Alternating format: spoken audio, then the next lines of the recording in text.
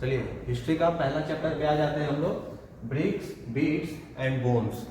इस चैप्टर में हम देखेंगे प्रारंभिक मानव ने अपनी शुरुआत कैसे की थी, किस तरह मानव धीरे धीरे डेवलप हुआ, हमें कैसे कैसे सभ्यताओं के बारे में पता चला कि आज से 4000 वर्ष पहले कौन सी सभ्यता थी और किस तरह मानव धीरे धीरे विकास के दौर में आगे आया, और किस तरह भारत में जो हमारी सिंधु सभ्यता थी जिसको हम हड़प्पन सिविलाइजेशन कहते हैं, वो किस तरह एक अर्बन सिविलाइजेशन बन के बाहर आई, उसी के विषय में ये चैप्टर है ना।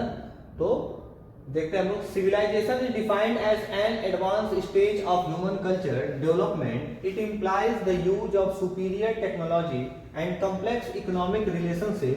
There are a number of traits which mark civilization. Some of these are evolution of cities, surplus food, division of labor, system of writing, monumental public building, development of technology. अच्छा तो civilisation किसे कहेंगे, सभ्यता क्या हो, सभ्य कौन होगा, जिसके पास अपनी बुद्धि होगी, है ना, जो अपने काम को खुद कर सकता हो, जो अपने बुद्धि का उपयोग करके समाज में नए नए इनोवेशन को लेकर आए। क्या तुम कह सकते हो कि जो शुरू में मानव आए थे अफ्रीका से, क्या वो सभ्य थे, जैसे कि होमो इरेक्टस, है ना, होमो हबिलिस, आर्थ्रोलेटबिस, क्या नाम था, खैर जो भी हो उसको पढ़ लीजिएगा, आर्थ्रो करके था कुछ, है ना। तो क्या ये सभ्य थे? तो नहीं, क्योंकि वो खाना खुद नहीं बना सकते थे, कच्चे मांस को खा जाते थे। लेकिन धीरे धीरे जब एडवांस एज आया तो इंसान ने क्या किया, अपने आप को डेवलप करना शुरू किया हर स्टेज में, कल्चर के स्टेज में, इकोनॉमिक के स्टेज में, है ना। थोड़ी सी कॉम्प्लेक्स इकोनॉमी हुआ करती थी, लेकिन उस स्टेज में भी अपने आप को डेवलप किया। जैसे हम एग्जांपल में देख सकते हैं, नए नए शहर बन के सामने आए, सरप्लस फूड होने लगा, यानी कि भोजन का अधिशेष, बहुत ही अधिक अमाउंट में भोजन होने लगा। लेबर का डिवीजन होने लगा कि फला व्यक्ति ये काम करेगा, फला व्यक्ति ये काम करेगा। राइटिंग का सिस्टम डेवलप हुआ, लोगों ने लिखना प्रारंभ किया, भले हम उसको पढ़ ना पाए, लेकिन वो अपने समय में, अपने एरा में वो उसको पढ़ लेते थे। पर आज जो भी हम हड़प्पन सिविलाइजेशन से पाते हैं, हम उसे पढ़ नहीं पाते हैं। मॉन्यूमेंटल पब्लिक बिल्डिंग, कई तरह से बिल्डिंग आपको दिखेंगी। डेवलपमेंट ऑफ टेक्नोलॉजी, टेक्नोलॉजी का भी काफी डेवलपमेंट हुआ, जैसे हल की मदद से खेती करना, है ना। एंशिएंट सिविलाइजेशन में हम पढ़ेंगे आज किसके बारे में, इंडस सिविलाइजेशन के बारे में। तो इंडस सिविलाइजेशन, इसका नाम इंडस सिविलाइजेशन क्यों रखा गया, इसको समझने के लिए थोड़ा सा ध्यान दीजिए कि हमने इसे इंडस सिविलाइजेशन क्यों कहा। आप देखेंगे इंडिया का इस मैप पे, यहां से इस वाले क्षेत्र से एक नदी आती है जिसको हम कहते हैं इंडस रिवर। ये कौन सी नदी है? इसके अगल बगल जितनी भी सभ्यताएं बसी हुई थी, इन सभी को क्या कहा गया, इंडस सिविलाइजेशन। इसमें सबसे बड़ी सभ्यता जो थी वो हड़प्पा थी। कौन सी थी? हड़प्पा। हड़प्पा के क्षेत्र में ही सबसे पहले इंडस सिविलाइजेशन का खोज हुआ था, इसीलिए इंडस सिविलाइजेशन को हम हड़प्पा सिविलाइजेशन भी कहते हैं। या तो आप इंडस सिविलाइजेशन कह लो, इंडस को सिंधु कहा जाता है, या तो आप हड़प्पा सिविलाइजेशन कह लो, हड़प्पा सभ्यता। अब ध्यान से दो, ये कितनी पुरानी है, तो लगभग 2500 2500 BCE, है ना, 2500 बिफोर क्राइस्ट एरा या फिर बिफोर कॉमन एरा हम कहेंगे। क्या हो गया सर? मोहनजोदारो जो है, हाँ, सभी रिसोर्स हमारे बुक में मोहनजोदारो में मिले हैं, तो हड़प्पा सिविलाइजेशन। देखो ध्यान समझो, सारे रिसोर्स तुम्हारे बुक में मोहनजोदाड़ो की इसलिए दिए हुए हैं कि हड़प्पा में सबसे पहले जब उत्खनन शुरू हुआ तो हड़प्पा में शुरू हुआ था, लेकिन यहाँ पे जाते रिसोर्सेस नहीं मिले। तो ऐसा माना जाता है कि जो हड़प्पा सिविलाइजेशन था वो आम लोगों की नगरी थी, लेकिन मोहनजोदाड़ो में राजा वगैरह, पृष्ठ वगैरह लोग रहा करते थे, इसीलिए रिसोर्सेस यहाँ पे ज्यादा मिले हुए हैं। पर ये भी ये मतलब अचानक से नहीं कहा जा सकता है, ऐसे ही नहीं कहा जा सकता है। मान लो जितने एरिया में खुदाई हुई है, एक्सकवेशन जितने एरिया में हुआ है, हमें उतने ही रिसोर्सेस का पता चला है। अगर और भी हुआ होता तो और भी मिल जाता। तो अभी भी ये काम कंटिन्यू है, लेकिन अभी कुछ खास मिला नहीं हुआ है हड़प्पा सिविलाइजेशन पे। तो हम आगे आते हैं कि अब हम थोड़ा डेट को समझ लेते हैं। अगर मैं कहूं कि आज से सिंधु सभ्यता कितना पुराना है, तो क्या कहोगे? अभी क्या चल रहा है? 2024 चल रहा है ना। और बीच में जीरो मान लो, यहाँ पर जब जीसस का जन्म हुआ था तो उसे जीरो कहा जाता था, है ना, यानी आज से तो हो गया 2024 साल यहाँ पर जीसस के जन्म के। उसके पीछे ये सारा आपको आएगा एडी में, है ना, ये आपका आ जाएगा मतलब कॉमन एरा में, सीई में, है ना। और ये पीछे आ जाएगा, मैं मान लो अब 0 से 1 साल पीछे जाऊं तो 1 BC, है ना, यानी कि 1 साल पीछे आ गए आप। इसी तरह 2500 BC, 2500 BC, समझ आ गया। यहां से यहां तक कितना हुआ 2024 साल, और यहां से यहां तक 2500 साल, कितना हुआ 2500 साल।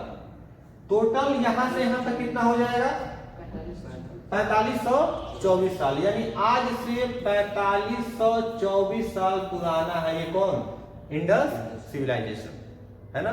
माना जाता है जीसस क्राइस्ट का जो जन्म है ग्रेगोरियन कैलेंडर के हिसाब से 0 में हुआ था, तभी समय की शुरुआत हुई थी, और तब से लेकर आज तक 2024 साल हो गए। लेकिन सिंधु सभ्यता 2500 BC यानी कि जीसस क्राइस्ट के जन्म के 2500 साल पहले शुरू हो गई थी, तो 2500 साल उधर 2024 साल इधर, यानी 4524 साल। पर 4524 से आपको कहीं मतलब नहीं है, ठीक है ना, आपको मतलब होना चाहिए सिर्फ 2500 BC से। मैंने डेट को समझाने के लिए ये इन बातों को बता दिया। ये प्रिस्ट किंग का फोटो दिया हुआ है जो एग्जीबिशन सेंटर से ही लाया गया है, इसको आप एक बार देख लीजिए। आगे देखते हैं एक्सपेंशन कहां तक फैला हुआ था ये इंडस सिविलाइजेशन। तो इंडस सिविलाइजेशन कहां तक फैला हुआ था, तो आप देखेंगे जम्मू में मांडा, ये इंपॉर्टेंट सेंटर है, याद रखिएगा, है ना। इधर उत्तर प्रदेश में आपको आलमगीरपुर में दिखेगा, उत्तर प्रदेश में आलमगीरपुर, और वहां पे आप देखेंगे मकराना कोस्ट पे सुटका गैंडोर। मैं थोड़ा मैप पे आपको दिखाना चाहूंगा, आप एक बार इसको थोड़ा सा मैप पे देख लीजिए, है ना। मकरा, जैसे कि अगर आपसे कह दे कि इंडस सिविलाइजेशन कितना बड़ा था, तो आप उसका क्या जवाब देंगे इंडस सिविलाइजेशन को लेकर। तो अगर मैं मैप पे आपको शो करूं तो यहां पे आपको पाकिस्तान मिलेगा, है ना। यहां पे है क्या सुटका गैंडोर, यहां पे आपको मिलेगा मांडा, जम्मू कश्मीर में मांडा, ये आलमगीरपुर, यहां आपको लोथल मिलेगा, लोथल बंदरगाह, है ना। और महाराष्ट्र में आपको क्या मिलेगा दैमाबाद। तो आप देखेंगे ये कहीं ना कहीं एक ट्रायंगुलर सभ्यता है। अगर आपसे क्वेश्चन कर दे कि इंडस सिविलाइजेशन किस स्ट्रक्चर की सभ्यता है, तो क्या लिखेंगे ट्रायंगुलर, क्या लिखेंगे कहीं पे नोट कर लीजिए ट्रायंगुलर, ये ट्रायंगुलर सिविलाइजेशन है ना। तो ये 4 नाम इंपॉर्टेंट है, याद रखिएगा। जम्मू कश्मीर का मांडा, है ना, सुटका गैंडोर पाकिस्तान में है, आलमगीरपुर वेस्ट यूपी में है, पश्चिमी उत्तर प्रदेश में, और दैमाबाद आपका महाराष्ट्र में है। चलिए आगे चलते हैं। अब इंडस सिविलाइजेशन कैसे हुआ, किस तरह उसकी डिस्कवरी हुई, क्या क्या सोर्स है, क्या क्या ओरिजिन है, कितना फैला हुआ है, एक्सटेंशन से कितना, अर्बन प्लानिंग क्या थी, क्या क्या लोग व्यापार करते थे, क्या बनाते थे, रिलीजन धर्म क्या था उनका, और फिर उनका डिक्लाइन कैसे हुआ, इन्हीं सभी चीजों के बारे में हम इसको पढ़ेंगे, है ना। चलिए शुरू करते हैं। Root of Indus valley civilization. अब यहाँ पे थोड़ा सा क्लियर नहीं होगा, मैं आपको पढ़ के बता दे रहा हूं। Earliest civilization Indus valley discovered in 1856 by a rail road crew. सबसे पहले 18 कैसे माना गया कि यही देखो, ये आपका हड़प्पा वाला रीजन है, ठीक है। उसके नीचे आपका मोहनजोदाड़ो का रीजन है, लोथल मैंने आपको बताया ही है ना। ये आपका कालीबंगा है, कौन सा है कालीबंगा, वेस्टर्न यूपी में ऊपर मांडा है, उसके ऊपर रोपड़ है। तो ये आप कुछ चीजें ध्यान दीजिएगा। इंडस वैली सिविलाइजेशन 1856 में कुछ रेलवे वर्कर काम कर रहे थे, तो उनके द्वारा ये खोजा गया था। हड़प्पा, जैसे क्या खोजा गया, हड़प्पा को खोजा गया। एक है मोहनजोदाड़ो, या फिर यानी कि माउंट ऑफ डेथ। मोहनजोदाड़ो नाम क्यों दिया गया, क्योंकि जब वहां पे उत्खनन शुरू हुआ तो दुनिया भर की क्या मिली, कंकाल मिले वहां पे, तो इसीलिए उसको माउंट ऑफ डेथ कहा जाता है। ये इंपॉर्टेंट कुछ है, आप नोट करिएगा। Both cities share urban design and architectural feature. दोनों के दोनों शहर एक शहरी सभ्यता जैसे हमें दिखते हैं। 3 miles in circumstances with population of 40,000, ऐसा माना जाता है। तो उस 3 माइल के एरिया में लगभग 40,000 की क्या होगी, जनसंख्या रही होगी। लगभग कितनी जनसंख्या रही होगी, 40 से 50,000 की जनसंख्या रही होगी। अब आप देख लीजिए ट्रेड रूट इनका क्या था, ये व्यापार कैसे करते थे।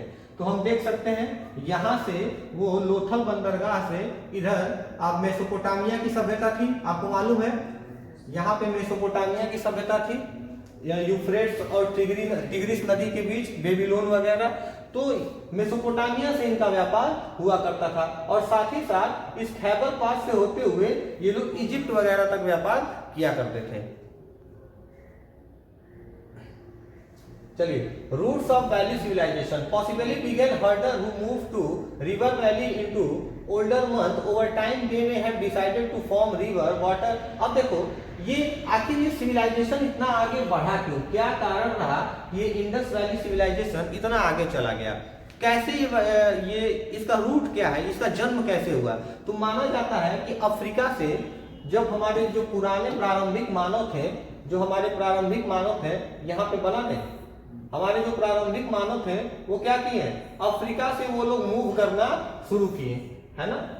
थोड़ा सा ऐसे देखिएगा आप लोग, ये लोग अफ्रीका से मूव करना शुरू किए। ये लोग अफ्रीका से जब मूव किए किसकी तलाश में मूव कर रहे थे लोग, पानी की तलाश में, जल की तलाश में, क्योंकि ये असभ्य मानव थे, इनके ऊपर कोई भी सभ्यता नहीं थी, कच्चा मांस खा जाते थे, हल्का फुल्का ऐसे ईंट पत्थरों से आग जलाना सीखे हुए थे। तो पानी की तलाश में जब ये आगे की ओर बढ़े तो कुछ तो यूरोप की ओर निकल गए और कुछ जो है ईस्ट की ओर आए। ईस्ट की ओर उन्हें एक बहुत बड़ी नदी दिखी जिसका नाम था इंडस रिवर, और ये यहीं पे बसने लगे और धीरे धीरे ये सभ्यता क्या हुई, पनपने लगी, सभ्यता आगे की ओर बढ़ने लगी।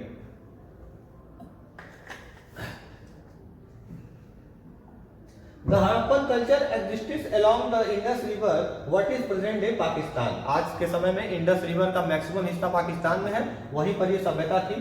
It was named after the city of Harappa. Harappa and the city of Mohenjo-daro were important center of the Indus civilization। ये दो इसके important center हैं, कौन कौन से, हड़प्पा और मोहनजोदाड़ो। ये दो सिटी बहुत ही important शहर है। Indus valley civilization flourished around 4000 to 1000 BC, लगभग 400 से 1000 BC तक ये चली थी। 1000 BC का मतलब अभी जो लेटेस्ट वो नुकसान हुआ था, और 4000 BC का मतलब उसका प्रारंभिक समय, एकदम शुरुआत, लगभग जनक मतलब शुरुआती टाइम में, है ना। तो ये उसका शुरुआती समय था। आपकी बुक में जो टाइम पीरियड दिया होगा बोर्ड के एग्जाम में आप वही लिखेंगे, है ना। ये अब चलिए, अब हम देखेंगे, देखिए कुछ क्रोनोलॉजी को देखते हैं। लेट हड़प्पन, लेट हड़प्पन का मतलब क्या, जो अभी है ना, मतलब ये दिया हुआ टाइम पीरियड, टाइम पीरियड देख लीजिएगा, है ना। टाइम पीरियड दिया हुआ है कि ये 1700 से लेके 3300 BC, मतलब अभी लेट मतलब जो भी हाल फिलहाल में ही थे, है ना, लेटेस्ट। और ये जितना नीचे आप आएंगे वो उतने पुराने हड़प्पन लोग हैं, है ना, ये उतने पुराने हड़प्पन लोग हैं। हड़प्पन रावी फेज, अब रावी नदी के अगल बगल के हड़प्पन जो है ये शायद आपके सिलेबस में नहीं है ना। जो लेकिन हम पढ़ते चलते हैं, जब आगे आए तो है सिलेबस में रावी फेज वाला नहीं होगा। चलिए हम देखते हैं इसको। रावी फेज का मतलब रावी नदी के अगल बगल जो हड़प्पन थे उनके बारे में देखते हैं। The distinctive regional culture which emerged is called early pre Harappan. जो शुरू trade work linked with the culture is related to the regional culture and distant sources of raw material including lapis lazuli and other material for bread making। ये लोग mainly किस चीज का use करते थे, तो लापिस का और लाजुली का, और भी कुछ अन्य चीज थे जिनका ये इस्तेमाल करते थे, क्या बनाने के लिए, बीड बनाने के लिए, यानी कि मटका बनाने के लिए, ठीक है ना। डोमेस्टिकेटेड क्रॉप्स इंक्लूडेड पीस, और कुछ वो क्रॉप्स भी बोते थे, जैसे क्या क्या, पीस, है ना, sesame seed, date and cotton. Domestic animal, कुछ ये जानवर भी पाला करते थे, जैसे वाटर बफेलो वगैरह, है ना। मड बिग फॉर बिल्डिंग, और ये अपना घर वो कैसे बनाते थे, मड से, किसकी ईंटों से, मड की ईंटों से, कीचड़ की ईंटों से ये अपना मकान वगैरह बनाया करते थे। ये अर्लीस्ट रावी फेज का एक छोटा सा मैप दिया हुआ है, इसको आप देख लेंगे, मैप सबका सेम जैसा है। Middle Harappan integration, middle Harappan integration शुरू कब से कब तक होता है, 2600 से लेके 1900 BC तक। माना जाता है ये जो डेट है ना 1900 BC से लेकर आगे 1800 BC, यही इनके पतन का डेट है। इसी समय हड़प्पा सभ्यता धीरे धीरे खत्म होने लगी। By 2600 BC communities had been turned into urban center। अब 2500 BC आते आते जो ये कम्युनिटी थी ये किसमें कन्वर्ट हो गई, अर्बन सेंटर में। अच्छा ध्यान से देखो, अभी ये जो हड़प्पा है ना, ये कैसी है, ये अर्बन नहीं है, ग्रामीण टाइप की, सबसे पुरानी हड़प्पा है ये, एकदम शुरुआती दौर की। इनकी ईंटें वगैरह कैसे बनते थे, मड के, कच्चे ईंटें हुआ करते थे। पर ये क्या हो गई थी, धीरे धीरे शहरी हो गई थी, इसीलिए मैंने आपको 2500 BC बताया। मतलब जो ओरिजिनल हड़प्पा सभ्यता हम पढ़ते हैं अपनी किताबों में, ये नॉर्मली यही है, कहीं कहीं आपको 2500 BC देगा, कहीं कहीं आपको 2600 BC देगा, तो उससे कंफ्यूज नहीं होना है, ठीक है ना। 2500 से 2600 BC आप लिख सकते हैं।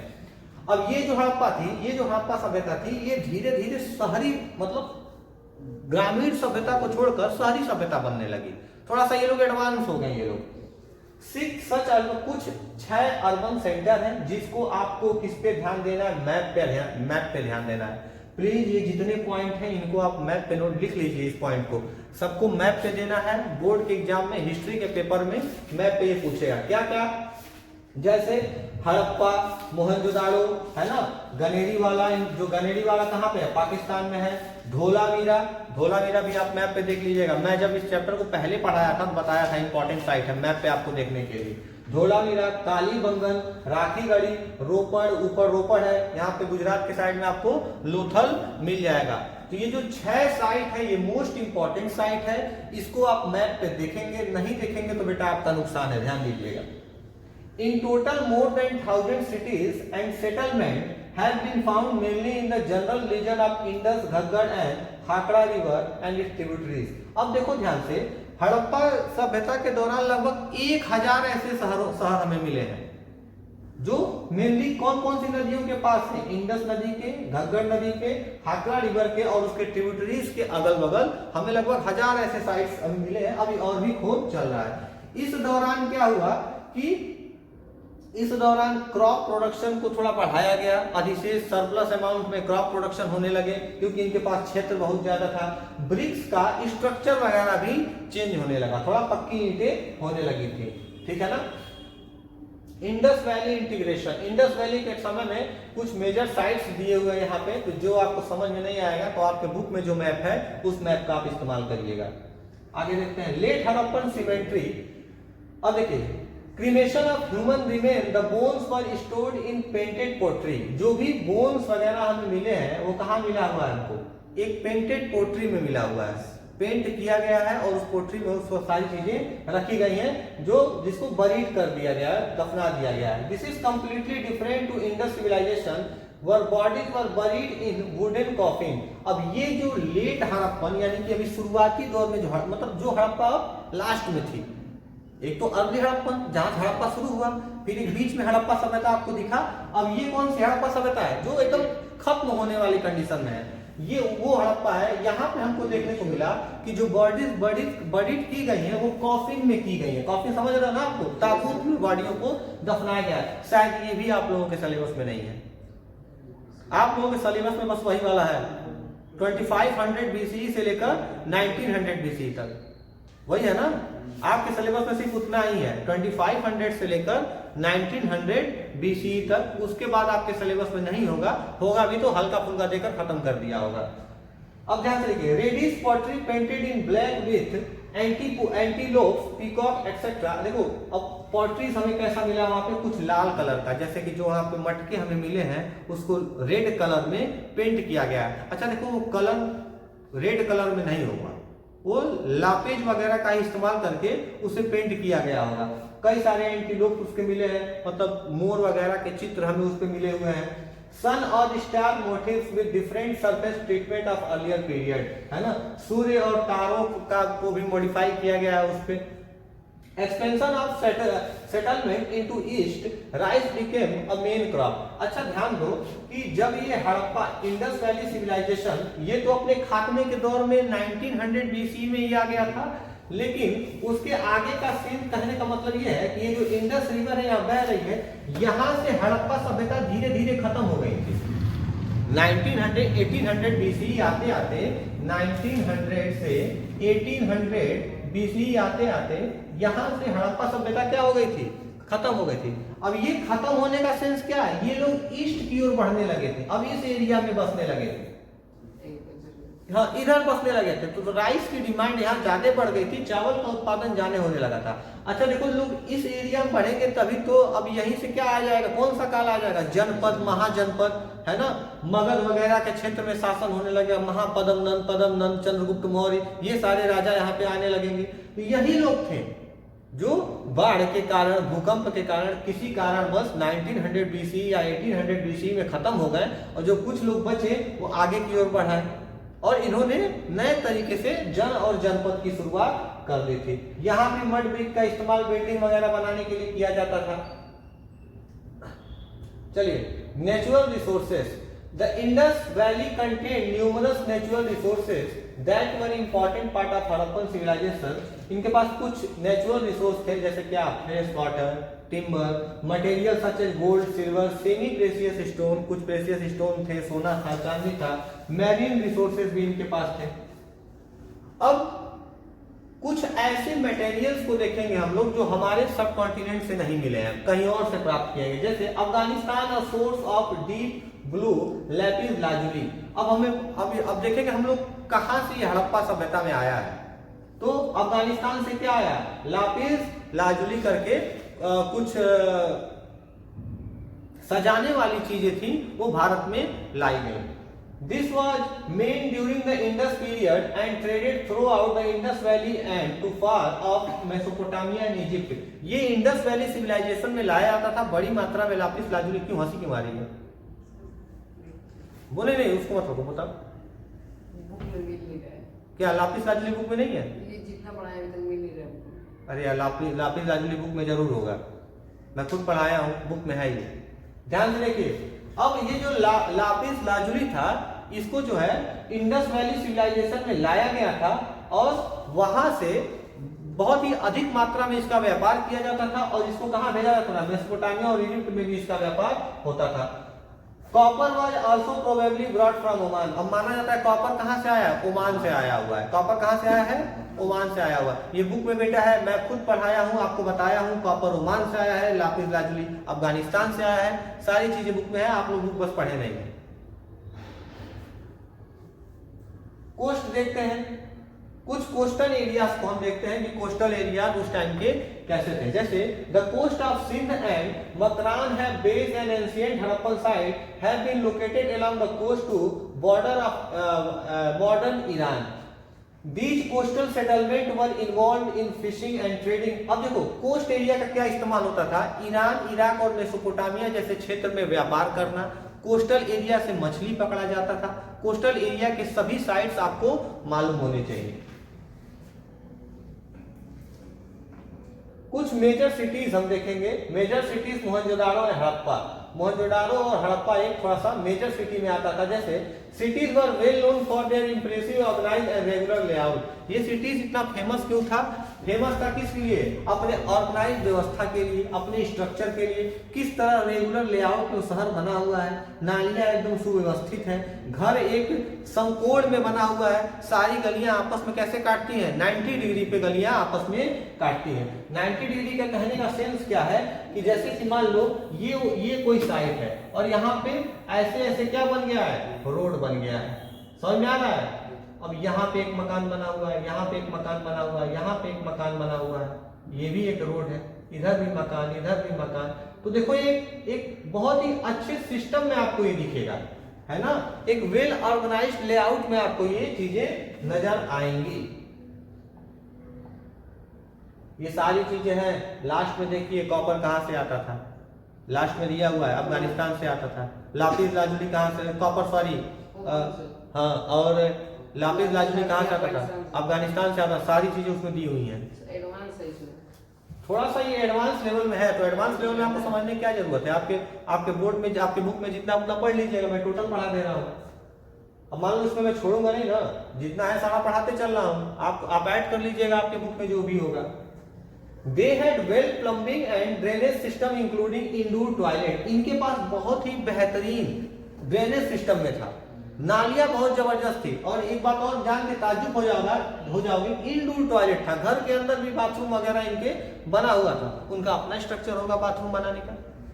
Over 1000 and other towns and villages also existed in the region। और इसके अलावा लगभग 1000 और भी टाउन और भी गांव इंडस सिविलाइजेशन में बसे हुए थे। मोहनजोदाड़ो का साइट आप देख लीजिएगा, इंडिया के हड़प्पा, और ये वाला रीजन किसमें आ जाएगा, मोहनजोदाड़ो और हड़प्पा के साइट्स में आ जाएंगे। कुछ शहर देखते हैं हम लोग मोहनजोदाड़ो के, चाहे अन्य शायद मोहनजोदाड़ो के दिया हुआ है। The similarities in plan and construction between Mohenjo-daro and Harappa indicate that they were part of unified government with extreme organization. जब हम मोहनजोदाड़ो सिविलाइजेशन पढ़ते हैं तो हमको ये पता चलता है कि मोहनजोदाड़ो में या फिर हड़प्पन सिविलाइजेशन में एक यूनिफाइड गवर्नमेंट थी, एक ऑर्गेनाइज्ड तरीके से इनको चलाया जाता था। क्योंकि आप इस चैप्टर को आगे पढ़ेंगे देखेंगे माप तोल की प्रक्रिया थी, है ना, सबके घर वगैरह के सिस्टम एक थे। अगर पूछ दिया एग्जाम में कि आपको कैसे पता चलता है कि एक ऑर्गेनाइज्ड गवर्नमेंट था हड़प्पन सिविलाइजेशन में, तो आप क्या कहेंगे कि भैया माप तोल की प्रक्रिया थी, ईंटों का साइज एक था, ईंटों की बनावट एक जैसे थी, नालियां वगैरह सुव्यवस्थित थी, यानी कहीं ना कहीं से कोई उसको ऑर्डर दे रहा होगा, और हर एक साइड एक जैसा है, तो किसी के ऑर्डर से ही तो चल रहा होगा। The two cities may have existed simultaneously and their sizes suggest that they served as capitals of their provinces. ये जो दो शहर हैं मोहनजोदाड़ो और हड़प्पा, ये लगभग साइमल्टेनियसली एक साथ विकास कर रहा है। तो ऐसा माना जाता है अपने समय में दोनों में से कोई एक उस समय का, उस सिविलाइजेशन का कैपिटल रहा होगा, राजधानी रहा होगा, राजा महाराजा वहीं रहते होंगे। In contrast to other civilization, burial found from these cities were not elaborate, they are more simplistic and contain few material good। जैसे कि कुछ अन्य सभ्यताओं को हमने पढ़ा है, मेसोपोटामिया, विश्व में और भी सभ्यताएं रही हैं, माया सिविलाइजेशन रहा है, वहां पे हम देखेंगे जो ब्यूरियल्स थे वो बहुत ही एडवांस लेवल में बरीड थे, पूरा कॉफिन वगैरह में इनको बरीड किया गया था। पर यहाँ पे हमको नॉर्मल दिखेगा, नॉर्मल जो है एक आदमी को दफना दिया गया है और कुछ अगल बगल कुछ थोड़े मोड़े सामान रख दिए गए हैं, ऐसे कुछ हमको देखने को, सिंप्लिसिटी यहाँ पे देखने को मिलेगा। रिमेन्स ऑफ प्लेसेस और temple in cities have not been found, और बहुत ही अधिक मात्रा में टेम्पल वगैरह यहाँ पे नहीं मिला हुआ है।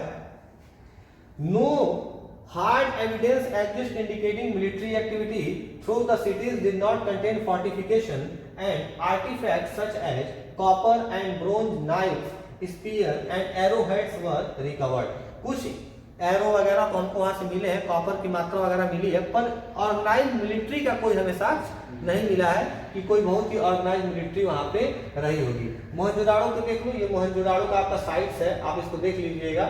बुद्धिस्ट पीरियड में यहाँ पे कुछ स्तूपास वगैरह बनाए गए थे, है ना। ये ग्रेट बाथ है, ये उस समय का आपको ग्रेट बाथ दिखेगा। ग्रेट बाथ के बारे में मैंने आपको पढ़ा दिया था। ग्रेट बाथ क्या था कि 7-8 रूम किनारे किनारे बने हुए थे, है ना, और इसमें सीढ़ियां थी, और सीढ़ी किधर से थी, दोनों ओर से थी, इस साइड से भी सीढ़ी थी और इस साइड से भी सीढ़ी थी। अपना हो सकता है इसका निर्माण किया होगा किस लिए, किसी बहुत बड़े पार्टी के लिए, है ना, चाहे जो साधु संत, हाँ, कल्चरल एक्टिविटी के लिए लोग यहाँ रुकते होंगे, नहाते होंगे, अगल बगल अपना बाथरूम वगैरह की भी व्यवस्था थी यहाँ पे। ग्रेट बाथ को थोड़ा और नजदीक से देख लीजिए, ये आपको क्लियरली अब ऐसे शायद दिख जाएगा। देखिए ये सारे क्या है अगल बगल, ये सब के सब क्या है, कमरे हैं, ठीक है ना। और एक सीढ़ी आपको यहाँ उतरने को मिलेगा और एक सीढ़ी आपको इधर से उतरने को मिल जाएगा।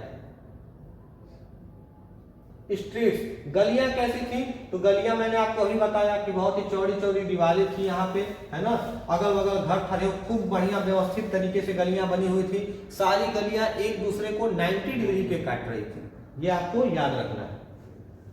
वेल्स, वहां पे हमें कुछ कुएं वगैरह भी पाए गए हैं, जो कुएं लगभग हर एक प्राइवेट हाउस का एक अपना कुआं होता था, या फिर पूरे समाज का एक अपना कुआं होता था, जो क्या करते थे, यहाँ से पानी वगैरह निकाला करते थे। हड़प्पा को देख लो, हड़प्पा की ये साइट रही आपकी, ये पूरी की पूरी साइट किसकी है, हड़प्पा की साइट है। ये आपका क्या है, गैलरी है। गैलरी मतलब वो जगह था जहां पे अनाज वगैरह स्टोर किया जाता था बहुत ही अधिक मात्रा में, है ना। और इस रूम वगैरह की लंबाई चौड़ाई भी लगभग 6 रूम हुआ करते थे, इनकी लंबाई चौड़ाई भी आपके सामने प्रस्तुत है, जहाँ पे बहुत अधिक मात्रा में क्या थे, अनाज वगैरह, कोई भी स्टोर करने का आइटम जो होता था वो यहाँ पे लाके रखा जाता था। यहाँ पे कुएं आपको देखने को मिल जाएंगे बहुत ही बड़ी मात्रा में। पाकिस्तान वगैरह के एरिया में भी आपको कुएं वगैरह देखने को मिल जाएंगे। सामूहिक कुएं थे, सामूहिक वेल ये हुआ करता था। और ये हड़प्पा का आपका माउंट वाला एरिया है। ये सारे स्क्रिप्ट, थोड़ा हम स्क्रिप्ट पे आ जाते हैं। स्क्रिप्ट का क्या सीन था? The Indus people used a pictographic script. Some 3500 specimens of these script survive in stamp, seal carved in stone and molded terracotta and faience amulet in fragment of poetry and a few other categories of inscribed। Script वगैरह क्या था ना, लगभग आपको छापे वाली आपको चीजें देखने को मिलेंगी। जो लिखा गया है कहीं ना कहीं छापा गया है, या फिर टेराकोटा की मिट्टी पर, टेराकोटा का एक टैबलेट पे कोई चीजें लिखकर उभार कर दिखाई गई हैं, ऐसी चीजें लिखी हुई हैं। लेकिन हाँ, जितनी भी लिखी हुई चीजें आपको मिलेंगी एक भी पढ़ा नहीं जा सका है। सारा सांकेतिक भाषा में हम समझ पाते हैं, या फिर उनके टाइम में वो पढ़े जाने वाली चीजें रही होंगी। In addition to the pictographic sign, pictographic sign का मतलब जैसे अगर उनको बताना था कि यहाँ पे मछली चल रही है तो लगभग वो मछली बना दिया करते थे और उसको चलना दिखा दिया करते थे। अगर उनको बताना था कि यहाँ पे ये बैल है चाहे कुत्ता वगैरह जानवर है तो उसके फोटो वगैरह को बना दिया, पिक्टोग्राफी करके वो लिखा करते थे। ये सारी चीजें थी। This material is important to the investigation of the Harappan language and religion which continue to be major issue। और ये सारी चीजें हमें ये मदद दी कि हम हड़प्पा के सभ्यता में किस तरह की भाषाओं का इस्तेमाल किया जाता था उनके बारे में अधिक से अधिक जानकारी निकाल सके। देखो कुछ ऐसा था, देख लो, समझ पा रहे हो तुम लोग? ये क्या लिखा हुआ है? कुछ इस तरह की भाषा थी। एक पिक्चर बना के अब ये ऐसे बना दिए उन लोगों ने, यानी कि कहीं ना कहीं क्या शो कर रहे हैं, माउंटेन शो कर रहे हैं। अगर मान लो इनसे हड़प्पा सभ्यता से पूछे कोई कि अगर कोई जिंदा हो कि भैया बताओ सुमेर में क्या हुआ था, तो ऐसे माउंटेन वगैरह पिक्चर वगैरह बनाकर दिखा दिया करते थे। तो कुछ इस तरह के हमें साइट्स मिले। सील्स वगैरह देखो, बहुत सारे सील्स मिले, देखो ऋषभ की फोटो वगैरह इसमें है ना। तो ये सारी चीजें हैं। इकोनॉमिक ट्रेड, सील्स की नीड क्यों पड़ी है? हाँ, सील्स की नीड क्यों पड़ी होगी? सील्स की नीड इसलिए पड़ी होगी, जैसे मान लो व्यापार करते हैं, यही बता दे रहा है यहाँ पे, जैसे मान लो वो लोग व्यापार करते हैं, अब उस समय लूट वगैरह भी होता होगा, ऐसा माना जाता है कि कोई भैया लूट तो हर जगह होता है।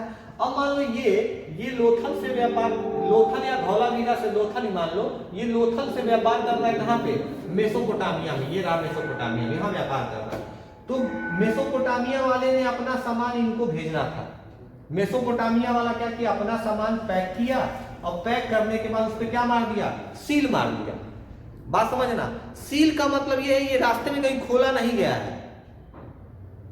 जब यहां पहुंचता था इनके पास तो वो उस पर सील चेक करते थे, सील लगा हुआ है कि नहीं। सील लगा का मतलब रास्ते में सामान के साथ छेड़छाड़ नहीं हुई है, ओरिजिनल सामान वहीं से आया है। और उस सील पर उनका क्या होता था? मुहर होता था। अब ये क्या करते थे, जब पैसा भेजते थे तो वो भी सील मार कर भेजते थे कि भैया ये लो, तुमने जो सामान भेजा हम उसका पैसा, कुछ भी पैसे का जो भी माध्यम रहा हो उनके समय, कौड़ी रहा हो, कुछ भी रहा हो, है ना, या फिर पैसा तो होगा ही नहीं। ये लोग बार्टर सिस्टम का प्रयोग करते थे, सामानों का आदान प्रदान, है ना। तो ये अपना सील लगाकर भेजते थे। जैसे तुम्हें अगर मान लो मैं कोई चीनी भेज रहा हूं, एक बात कह रहा हूं, तो चीनी मैं यहीं पे तोला, अपने घर पे सील मार कर भेज दिया, तुम्हारे पास वो पहुंचा, तुमने देखा हाँ सील वगैरह है, रास्ते में कोई जो लेकर आया वो इसका इस्तेमाल नहीं किया है। पर अगर क्या ऐसा हो कि मैं चीनी बिना सील मारे दे दूं तो वो रास्ते में खाते हुए भी आ सकता है।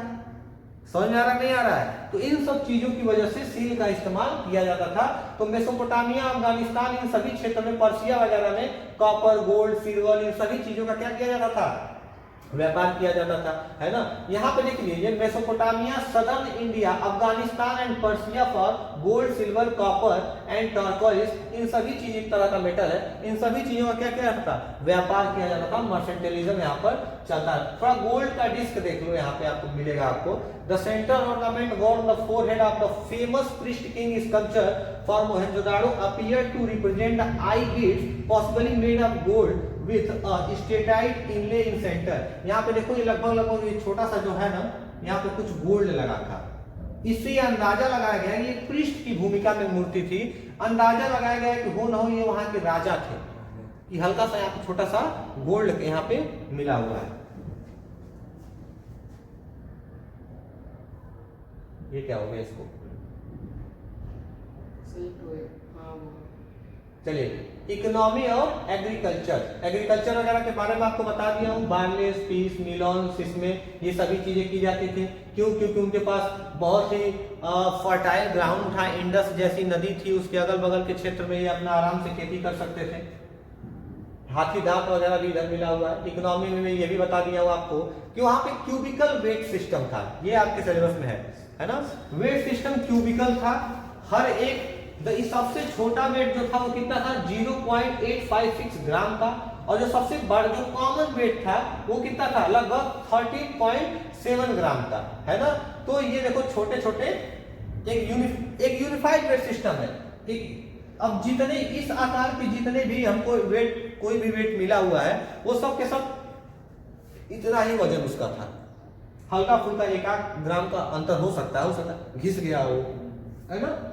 इससे क्या महसूस हो, इससे क्या ये भी एक जानकारी देता है कि हाँ वहां पे कोई ना कोई व्यवस्था थी जो इन सभी चीजों को क्या कर रही थी, संचालित कर रही थी। तो क्यूबिकल वेट सिस्टम हमको यहाँ से देखने को मिला हुआ है।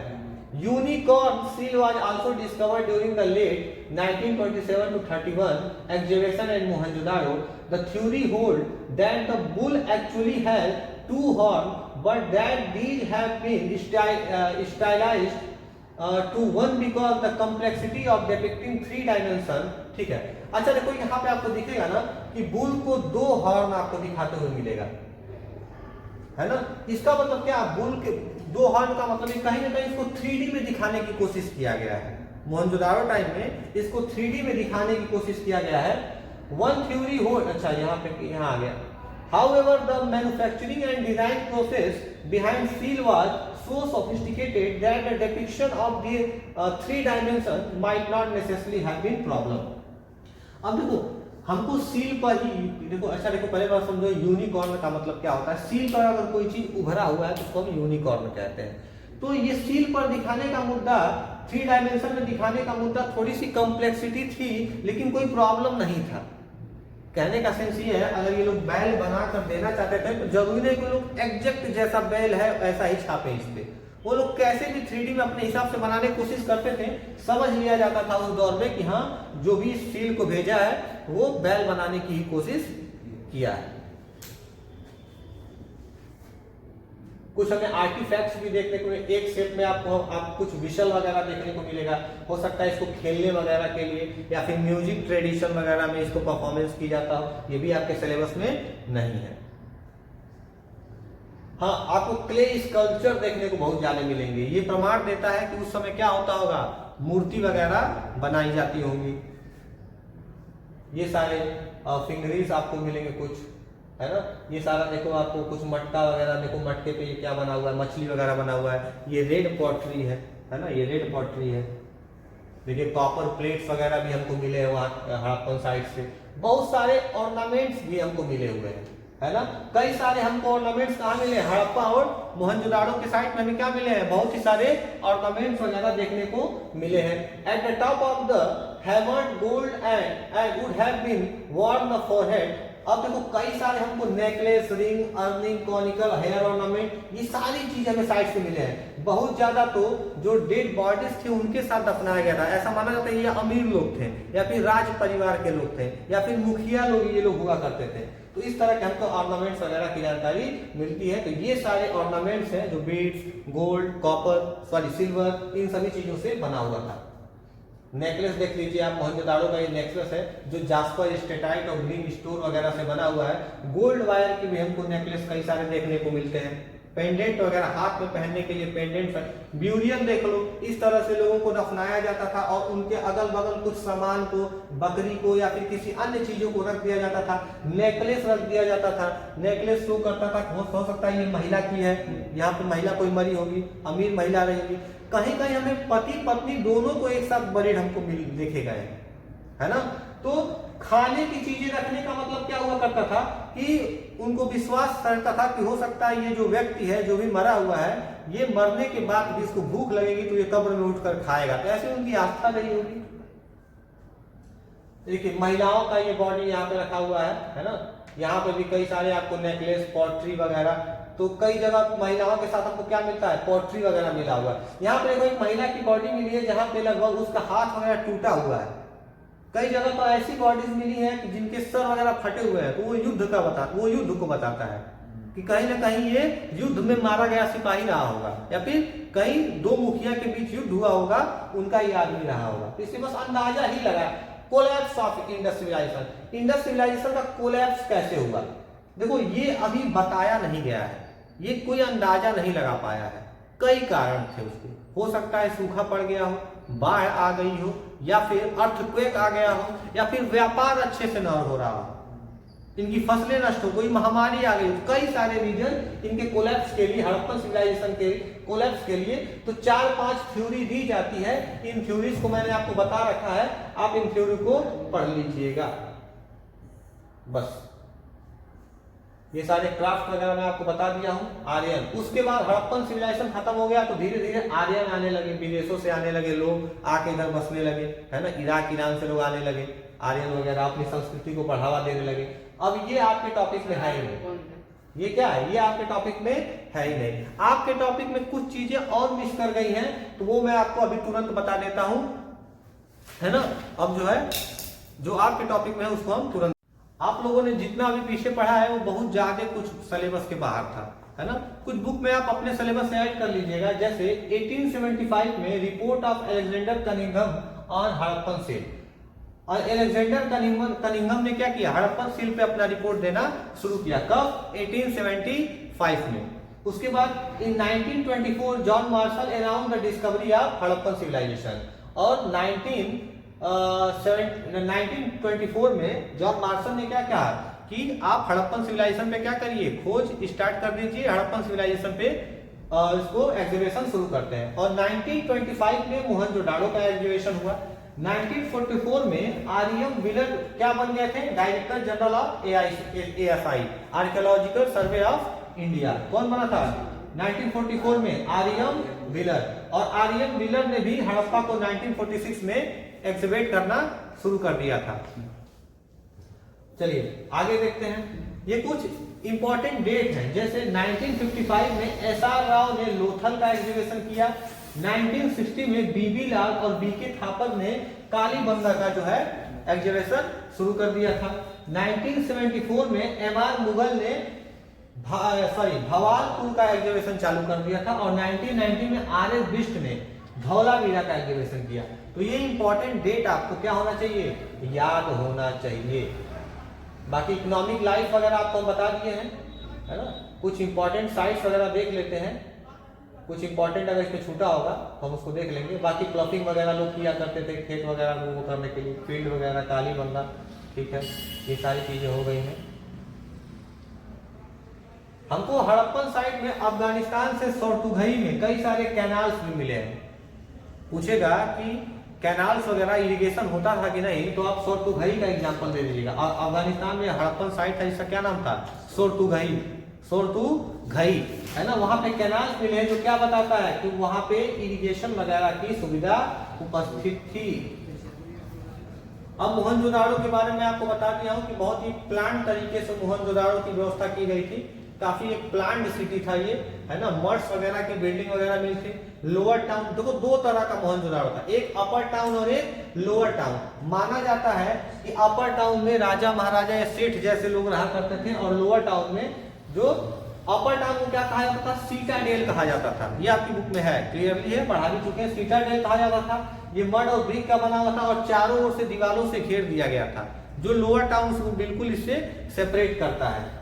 लोअर टाउन में से छोटे तबके के लोग रहा करते थे, जो अपर टाउन में आकर क्या किया करते थे, व्यापार वगैरह किया करते थे। तो सीटाडेल वगैरह आपके ध्यान में बेटा क्या होना चाहिए, होना चाहिए। ड्रेनेज सिस्टम देख लेते हैं क्या था हड़प्पन साइट्स का ड्रेनेज सिस्टम। ये डाउनलोड कर जाएंगे ना तो ये एप्लीकेशन खुल जाएगा। ये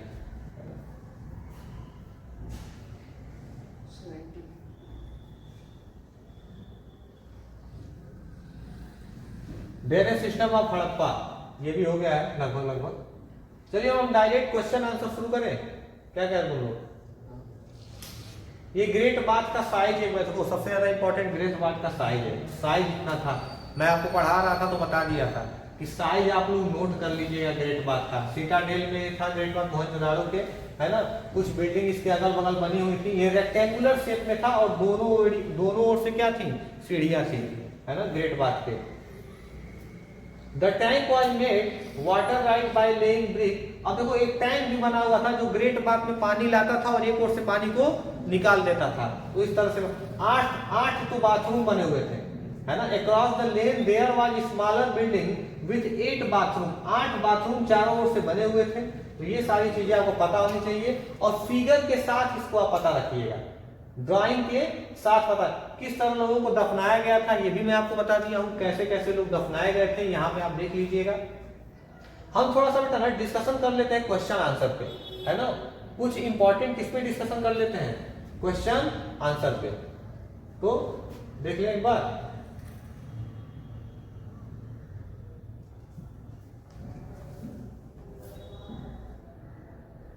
थोड़ा सा ब्रिक्स और बोन्स के क्वेश्चन आंसर पे हम थोड़ा सा डिस्कशन कर लेते हैं। देख लीजिए, अगर मान लीजिए आपसे पूछ दे who are John Marshall. John Marshall was director general of archaeological survey of India. His contribution in Indian archaeology can be understood by the following. ये तो पहले क्या थे, डायरेक्टर जनरल थे। डायरेक्टर जनरल कब बने थे, ये बुक में है, आप पढ़ लीजिएगा। He announce discovery of new civilisation. उन्होंने अनाउंस किया कि नया सिविलाइजेशन क्या किया जाए, डिस्कवरी किया जाए, जैसे इंडस वैली सिविलाइजेशन, है ना। आर्यन व्हीलर कौन थे, ये भी आर्कियोलॉजिकल सर्वे ऑफ इंडिया के डायरेक्टर जनरल बने थे ये। कनिंघम के बारे में पूछा है, तो कनिंघम भी क्या थे, पहले डायरेक्टर जनरल थे, याद रखिएगा, first director general of archaeological survey of India. Cunningham used the account left by Chinese Buddhist pilgrim who visited subcontinent between 4th and 7th century। अब कनिंघम को कैसे समझ में आया कि यहाँ पे एग्जीबिशन करना चाहिए, तो कुछ चाइनीज बुद्ध पिलग्रिम्स थे उनके, जैसे कि ह्वेन सांग, है ना, जियांग जैन, इन लोगों की किताबों को पढ़ के इन्होंने इसका ध्यान दिया। कुछ इंपॉर्टेंट क्वेश्चन पे मैं आना चाहता हूं जो थोड़ा सा 4-4 नंबर के आपको मिलेंगे। तो यहाँ पे बस आप बताइएगा कि आपको इसका आंसर समझ में आ रहा है कि नहीं। Describe the distinctive feature of domestic architecture of Mohenjodaro. Mohenjodaro के डोमेस्टिक आर्किटेक्चर को बताना, तो भैया सीटाडेल था, लोअर टाउन था, ड्रेनेज सिस्टम, इन सभी चीजों को एक्सप्लेन कर देना। देखो क्वेश्चन बहुत ही कठिन नहीं आएगा, आपको उसको समझना पड़ेगा। अब मैं अब देखो डेली हम लोग चैप्टर वाइज ऐसे क्वेश्चन आंसर ही डिस्कशन करेंगे, ठीक है ना। चीजें तो पढ़ा के दी गई है, क्वेश्चन आंसर को डिस्कशन किया जाएगा। अच्छा यहाँ पे देखो, mention any 2 changes that were observed after 1900 BC in Harappa civilization, what could have been brought this changes. 2 तरह के चेंज बताने हैं जो 1900 BC के बाद हड़प्पन में आया। देखते हैं, after 19 BC very few Harappan site were continue and significant, बहुत ही कम चेंज देखने को मिलता है। जैसे in this period distinctive artifact like weight seal, special weight, writing, long distance trade and craft specialization disappeared. जो ये सारी चीजें हड़प्पा सिस्टम में थी वो सब की सब क्या हो गई, खत्म हो गई, गायब हो गई। तभी तो हम कहते हैं कि यहीं से जो है खत्म हो गया हड़प्पा सभ्यता। जो भी हाउस था, जो भी कंस्ट्रक्शन था, जो भी सिटाडेल था, वो धीरे धीरे क्या होने लगा, डिसअपीयर्ड होने। उसके पीछे कुछ रीजन बताए जाते हैं। क्या क्या रीजन, क्लाइमेटिक चेंज पूछ दिया कि हड़प्पा सभ्यता खत्म होने के पीछे कारण क्या है, तो क्लाइमेट में बदलाव, डिफॉरेस्टेशन, मैक्सिमम खेतों की कटाई, बहुत ही ज्यादा फ्लड। देखो ये जो फ्लड दिया हुआ है ना, एक्सेसिव फ्लड, बाढ़ आ जाना बहुत ही अधिक मात्रा में, ये फ्लड ही इसका मेन कारण है। आप कई सारे मूवीज वगैरह आप देखो, मोहनजोदाड़ो करके एक मूवी थी ऋतिक रोशन की, देखे हो, नहीं देखे हो, देखना, हड़प्पा सभ्यता समझ में आ जाएगा कैसे व्यापार होता था। लास्ट में दिखाया है कि एक बहुत भयानक बाढ़ आती है और बाढ़ इनको बहाकर लेते जाती है। तो ये सारी चीजें। Why do archaeologists, historian find Harappan script enigmatic? तो देखिए, Harappan seal usually had line of writing containing the name and title of. Harappan seal को इतना बेहतरीन क्यों मानते थे, क्योंकि हड़प्पन सील पे हर चीज लिखा हुआ था डिटेल में कि किस कंपनी का मतलब किसका है, ये सामान वगैरह, ये सारी चीजें, है ना। तो ये सारा द स्क्रिप्ट कैसा था, नॉन अल्फाबेटिकल था, अल्फाबेटिक में नहीं था, एक सांकेतिक भाषा में था, है ना। ये एक साइन था जो कहां से शुरू होता था, साइन कितना मिला हुआ, 375 से लेकर 400 सब तक साइन हमें मिले हुए, ये भी आपको हम क्लास में बता दिए थे। और ये लिखते कैसे थे, राइट से लेफ्ट की ओर, राइट से लेफ्ट की ओर, मतलब इधर से इधर लिखा करते थे। ये सारे 5-5 नंबर के क्वेश्चन है। अच्छा थोड़ा ये देख लो, नहीं, अच्छा ये तो बता ही सकते हो, हड़प्पन सभ्यता में मतलब one of the most distinctive feature of Harappan cities was carefully planned drainage system elaborate. Harappa system में एक प्लान ड्रेनेज सिस्टम था, इसको एलोबरेट करिए। तो कर सकते हो आराम से, नालियां वगैरह, नालियों के बारे में बता रहा, हाँ नालियां व्यवस्थित तरीके से थी, लोअर टाउन में कैसा था, अपर टाउन में कैसा था। और देखिए मैके क्या कहते हैं इसके बारे में, तो मैके का भी 2-4 शब्दों में किनारे हरे बॉक्स में आपके दिया होगा। थोड़ा 8 नंबर वाला क्वेश्चन देख ले क्या, लेंदी क्वेश्चन जो है 8 नंबर वाले, ये तो सारे 4-4, 5-5 नंबर वाले क्वेश्चन है, ये आसानी से हो जाएंगे कुछ। हाँ ये रहा आपके 8 नंबर के क्वेश्चन। सबसे ज्यादा ध्यान आपको इसी 8 नंबर वाले में देना है। क्या पहला क्वेश्चन क्या है, how did architecture feature of Mohenjo-daro indicate planning, support the statement with example. ये दिल्ली 2014 में क्वेश्चन पूछा जा चुका है, इसीलिए मैं आपको कहा हूं दिल्ली बोर्ड का पेपर सॉल्व करिए और हमारे वहां का पेपर सॉल्व करिए। देखिए, the most unique feature of Harappan civilization was the development of urban centre. Mohenjodaro is the most well known site of Harappan civilization. सभी सिविलाइजेशन में सबसे बेहतरीन साइट कौन सा है, हड़प्पन सिविलाइजेशन। अब ध्यान से देखिए, अब ये लंबा कैसे होगा 8 नंबर कि मोहनजोदारो के बारे में पूछा है, पहले वो शुरुआत से हड़प्पा के बारे में बताते हुए आ रहा है, फिर उसी में अभी मोहनजोदारो देखिए डालेगा। The following are the most unique architectural feature of Mohenjodaro. अब कुछ यूनिक आर्किटेक्चरल फीचर बताएगा मोहनजोदारो का, जैसे सीटाडेल। अब बता देगा आपको सीटाडेल के बारे में। सीटाडेल छोटा हुआ करता था लेकिन हाइयर था, एक ऊंचाई पर बना हुआ था सीटाडेल, चारों ओर। अब सीटाडेल के बारे में बता दो, चारों ओर से वॉल से घिरा हुआ था, फिजिकली सेपरेट था। किससे सेपरेट था, लोअर टाउन से सेपरेटेड था, है ना। इसमें कई सारे वेयर हाउस थे, मैसिव ग्रेट बाथ इसमें था, ग्रेट बाथ इंपॉर्टेंट है। अब उसके बाद हम आ जाएंगे लोअर टाउन पे। लोअर टाउन में कौन कौन लोग रहा करते थे, फिर कंट्री में हाउस कैसे थे, वहां पे कुकिंग वीविंग क्या क्या चीजें वहां पे हुआ करती थी, ड्रेनेज सिस्टम कैसा था वहां का, हर हाउस में बाथरूम था। मतलब अब पूरा मोहनजोदारो के बारे में बताओगे, सीटाडेल के बारे में, लोअर टाउन के बारे में, फिर उसके अंदर व्यापार के बारे में बता दो, फिर उसके अंदर नालियों की व्यवस्थाएं कैसी थी ये बता दो। आर्किटेक्चरल फीचर पूरा पूछा हुआ है कि टोटल ऑफ ओवरऑल मोहनजोदारो व्यवस्था कैसी थी। समझ में आ गया। अब देखिए, archaeological record provide no immediate answer to Harappan central authority analyse the different in the given the same. अब देखो, आर्कियोलॉजिकल जो रिकॉर्ड है वो अच्छी तरह से जानकारी नहीं दे पाते हैं हड़प्पा सभ्यता की, है ना, पूरी कंप्लीट जानकारी नहीं देते हैं। थोड़ा सा इसके बारे में हम देख लेते हैं। क्या, at the site of Mohenjodaro a large building was found but there was no such specific evidence which could have any association with it. Mohenjodaro के साइड में बहुत बड़ी बड़ी बिल्डिंग भी पाई गई हैं, पर उन बिल्डिंग से रिलेटेड कोई एविडेंस किसी के पास नहीं है। A stone statue was found in the site of Mohenjo-daro labeled as a priest king. It was so because archaeologists had prior information of such statue found at the site of Sindh and which was labeled as the priest king, but till date the ritual practices of Hadappans have not been understood, so that there are no reason of knowing whether those performed ritual practices also had some political power. एक priest king की मूर्ति तो मिली है, पर कोई confirm नहीं कर पाया है ये कोई योगी है, कोई साधु है या कोई राजा है। साधु कह नहीं सकते हो क्योंकि बाल बहुत उसके व्यवस्थित तरीके से झाड़े हुए हैं, अच्छा सा कपड़ा पहना हुआ है। हड़प्पा के साइड पे कोई रिचुअल्स की जानकारी नहीं मिली है कि कोई पूजा पाठ वहां होता होगा, तो अब उससे वो नहीं, कहीं कहीं अंदाजा लगाया गया है कि इसका संबंध पॉलिटिकल से होगा, ये राजा या वहां का मुखिया रहा होगा। तो एक तरह से आपको अपना दिमाग लगाना है कि क्या क्या सोसाइटी पाई गई है, पर क्लियर एविडेंस उसका नहीं मिल पाया है। अब देखिए, on the other hand some archaeologist have also viewed that there were no rulers in the Harappan society, according to them all enjoy equal status.